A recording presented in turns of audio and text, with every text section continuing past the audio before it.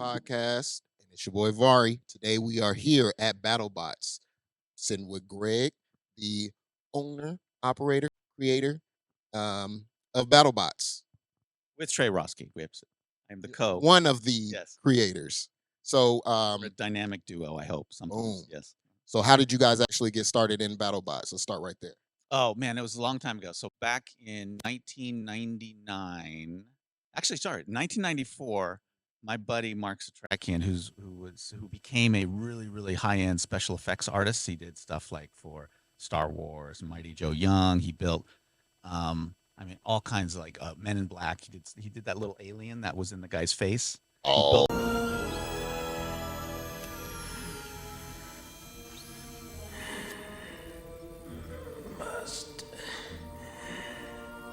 that thing. okay. Yeah. So he's a super talented guy. But back then in 94, he was part of this group of special effects people who were inspired by this man named Mark Thorpe, who invented this show called Robot Wars, which was the show in San Francisco where people would build remote control fighting vehicles, aka robots. Right.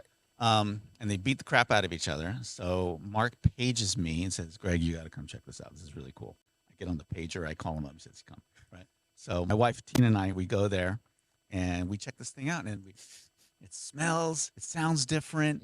We pull around the corner and we see like a wooden box fighting this phallic giant saw blade smashing the crap out of this other robot. And we're like, what the hell is this? It was like nothing you've ever seen before. It was totally unique. And it was just like this awesome spectacle. And so from there, we're like, man, we got to get into this. So with the encouragement of, if you've seen the show, you've seen Peter Abramson, the bot whisperer. And he was also at this contest in 94. And he gets on the phone and says, you got to build something. And I'm like, oh, really? I don't know. What the hell am I going to build? Anyway, long story short, we built something. Trey and I, with a guy named Gage Kushwal, we built a robot called Law Machine.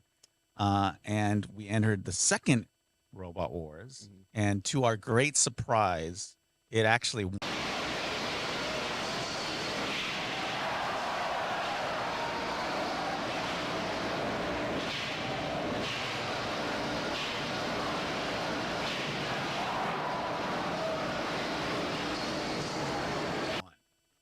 And it not only won the middleweight championship, but it won the heavyweight melee, where Everybody's in there at the same everyone's time. in there at the same time. We kicked all their asses.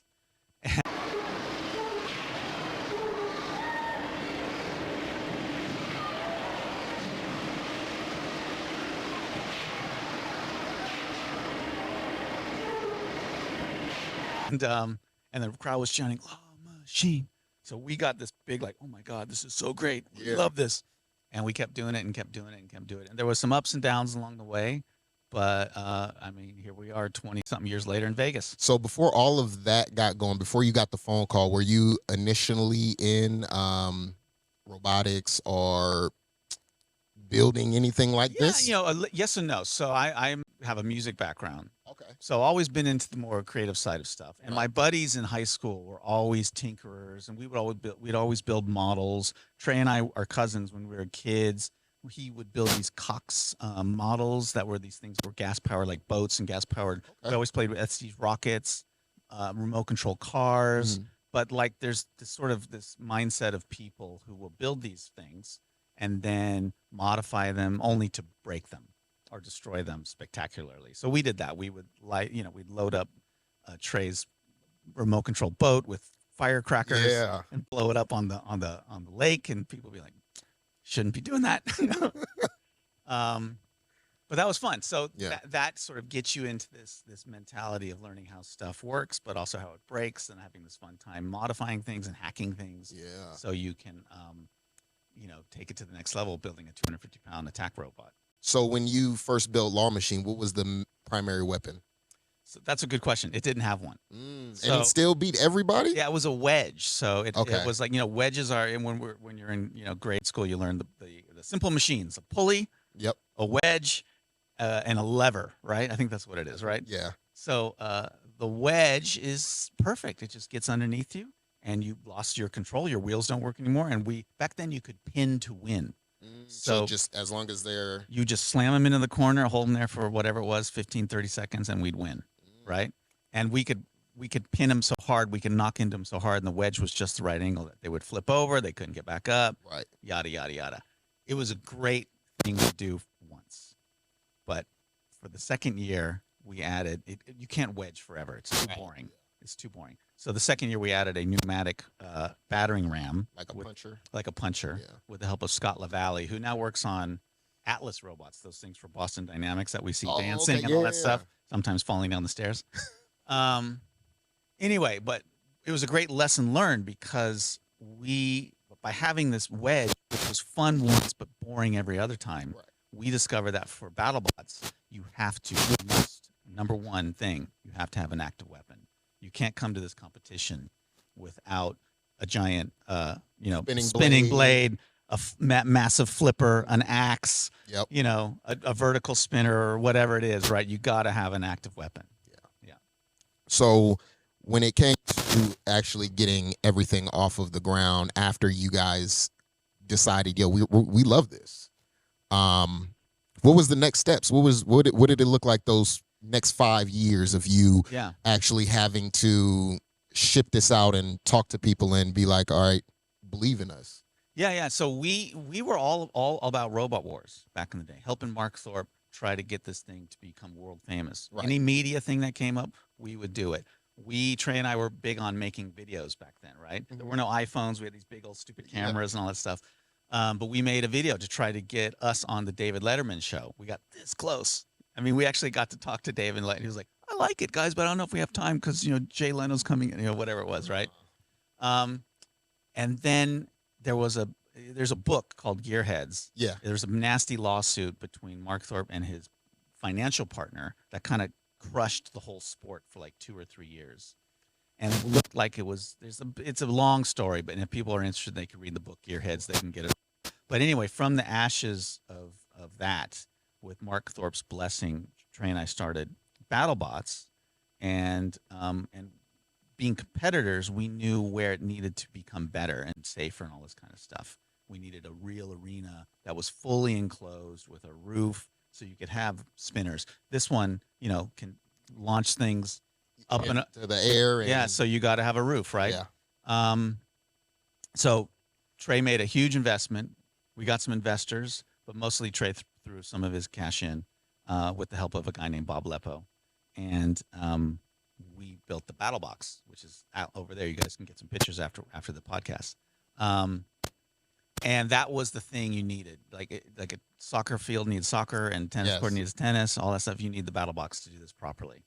And by having that, the robots then could evolve to become more dangerous, more destructive without anyone in the audience getting hurt and being able to watch this spectacle live and do it. So we did that in '99, and we actually got kind of lucky, right? Mm-hmm. Because Robot Wars on a sidetrack got a show on the BBC. Oh, in the UK. In the UK, and became super famous in the UK.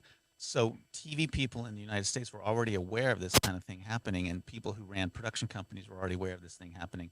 And so we met up with those people. The first one was this guy, Lenny Stucker, and his partner, Rob Biner, who came by and said, guys, we're going to help you. They were boxing dudes, right? Yeah. We do Friday night fights. We're going to help you guys. We're going to get this thing off the ground. And they did. We got a pay-per-view that we did right like before, after the Super Bowl. I forget when it was, in 2000. And it did okay. But what was great about that is that first sort of pilot, the pay-per-view, became a way for us to get it onto Comedy Central. And so people at Comedy Central saw the pay-per-view and was like, people at the Comedy, and they kind of knew about it because there were some executives at Comedy Central who had worked for the BBC and had heard about Robot Wars, and it all kind of gelled together. Right. And we brought one of Mark's Atrakians, that original guy who called me, said, you got to check this out. He built this robot called the Mechadon, which was this 6-legged walking evil crab-like robot. We brought it to show one of the Comedy Central executives just how cool this stuff is. And she was like, oh my God, this is crazy. This is great. And so we hooked it up and we did the show. And we premiered. We were like the 3rd highest premiere in their history. We were like one of the top, sports shows on cable. Blah. It was a success. Like, how do you go from Comedy Central, these different networks, and how does the fan base keep that following going? Because I know it's hard when you have to go from one medium to the next. You guys go from Comedy Central to Spike, and how does that turn out? Does that? Yeah, no, it's a lot of shows won't survive a transition, Mhm. and TV shows get canceled all the time, right? So we did 5 seasons on Comedy Central, and then it finally kind of Comedy Central was changing. They got sold. Yeah. Reality shows were coming into play. Hmm. Reality shows at that time were one camera, super low budgets, right? And they wanted to go back to their comedy roots. So our show kind of was petered out. They put us on Saturday night. They let the ratings die, and they canceled us. That happens to all shows. Yeah. And we did nearly 100 episodes on Comedy Central. So then the beautiful thing about this thing is because it is a sport, it has a rabid, crazy, insane fan base, right? That will follow us wherever we go. So we were also on ABC, Mm. and we were only on ABC for 2 seasons, right? And we got canceled because there was the election with Trump and Mhm. Hillary, and they kept preempting the show. And the Olympics Oh. came on, and it It's just a killed the lot show. of stuff in between. Yeah. And the ratings were so network people say ratings now bye, but the fans are like, okay, well, where's BattleBots next? Discovery Science. Well, they go watch it, and so we were like the highest rated show on Discovery Science ever. And then Discovery says, well, Discovery Science says it. Discovery should do it. And we were on Discovery, and then it did really well there. So our fans will follow us wherever we go. We just found out about this thing called Parrot Analytics, Mm. which is one of these analytics companies that's tracking social. What do they call it? I forget what they call it. Social engagement Mhm. across all platforms, not just because Nielsen ratings are kind of old school, You're right. right? Uh, Parrot Analytics checks socials, checks the comment threads, checks Reddit, checks all over who's talking about shows, right? So obviously, a show like, let's say, HBO's Succession, Yes. everyone's talking about that, Yep. right? Um, but some other shows, no one's talking about it online at all. It shows up online and it goes away, right? BattleBots is in that Succession category of outstanding engagement across all platforms. F1 is in there, Drive to Survive. Worldwide Wrestling is in there, and we're kicking ass on some like shows that get amazing ratings. So that's the great thing about us is our fans will follow us. So we think we have we can be on any network. I think it's even better when you can have your fan base ranges from the smallest children to the oldest adults. And that's true. The demos of our group is like the kids love this show, right? And the parents love the show, and the dads love the show, and the moms love the show, and the grandpas and grandmas love the show. It really hits all. First of all, it's visceral, right? You Yeah. see two things beating the crap out of each other, but no one's going to get hurt. No, but So you're like, oh man, this is great because you get to watch some action, and it's not like a football player is going to get a concussion, yep. or Muhammad Ali is going to get some Yep. brain damage, right? You just see these Inanimate objects that You'll are fix getting them. controlled. Yep, exactly. And then the flip side is it kind of inspires you to want to think, what would I build? Yeah. How would I do? I mean, all the time, a lot of people when they watch the show, they think, Ooh. what would I do?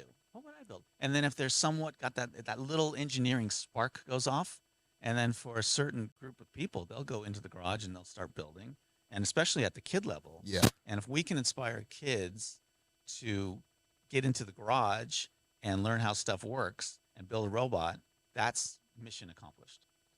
I've been dabbling with because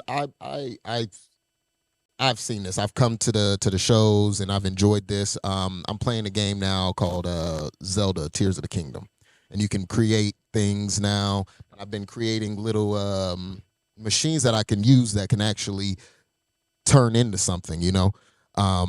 When you do this, do you take in mind like, all right, the kids are gonna like the merchandise and stuff like that, like? Does all of that come into play when you are creating all of these robots, and how often do you change these out?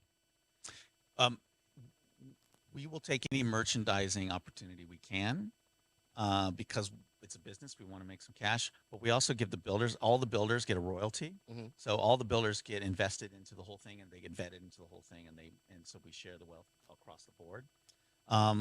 We will change well. So let's talk about the different kind of shows we have. Okay. Right. So we have the BattleBots World Championship, which we shoot here in Las Vegas once a year over 2 weeks, and we make like 50 hours of TV from that. We just wrapped, last October, we wrapped the World Championship 7, which just now finished playing on comedy on Discovery. Mm-hmm. in whatever it was, May or something, right? And we actually shot 2 series. So we have a BattleBots Championship, BattleBots Champions series, probably coming out either in the summer or early next year on Discovery. So that's the professionals. That's people coming out from all over the world Right. to see who can win the giant nut or the golden bolt, depending on which competition it is. That's that. Then live nearly every night in Vegas, Wednesday, Thursday, Saturday, Sunday, Mm-hmm. we have BattleBots Destructathon, which is, let's call it an experience, right? Yeah. It's a showcase of some of the best robots that have been loved from the Comedy Central era all the way through to the Discovery era. Witch Doctor, Hypershock, Nightmare, Bronco is now here. I mean, these are beloved, famous bots, right? And we will now fight them nightly for just the thrill and fun, so the audience can have a great time and watch Bronco launch something 10 feet in the air, and Nightmare rip inanimate objects up into total shreds, and Witch Doctor and Hypershock fight it out to the death. I mean, nightly in Las Vegas. So it's a fantastic show to come see. And then the other thing we have is BattleBots Proving Ground, which is where, let's call it, amateur robots or robots wanting to practice or fix or tweak something on their current robot Right. can come here to Las Vegas, fight one fight during our Destructathon show to prove that they're worthy for the TV show. So tonight, we're going to have Manta, which is this amazing kick-ass new drum spinner from Arizona, who actually won another competition called Robo Games. Okay.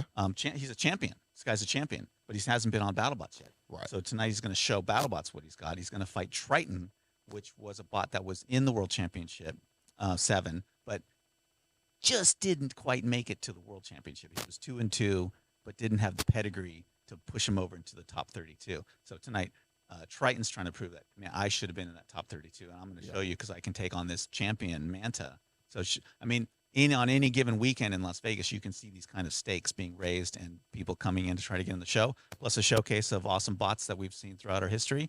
And then once a year, you can see the amazing TV shoot we do. With this being Las Vegas, is there gambling on the bots? There could be at some point. Right now, there's not. Okay. But there could be. We do have a slot machine. Yeah, I seen the made slot by machine. Konami, Mhm. so it's out there probably in some casinos, and you can have fun with that. And it features a lot of the robots. Yeah, we've been figuring, can we do? It takes a long time to get registered for that. Or Yeah. I think there's a lot of hoops you got to jump through. But yeah, I mean, this is for real sport. So you can. So it's not like It's not like wrestling. right. Yeah. Okay. Nothing is scripted. Nothing. I mean, everything here is there's a bona fide set of rules. You got to follow them. Boxes lock, lights are on. It's robot fighting time. Boom, you fight. Who wins? Who wins? And one more question I have to ask: how is it that, like, if I'm in Arizona or Wisconsin or anywhere else, and say I am building these robots at home, but we don't have a proving ground or robot games? How do can I send you a video or and just show you what the capabilities of my robot is? Yeah, absolutely. 2 things.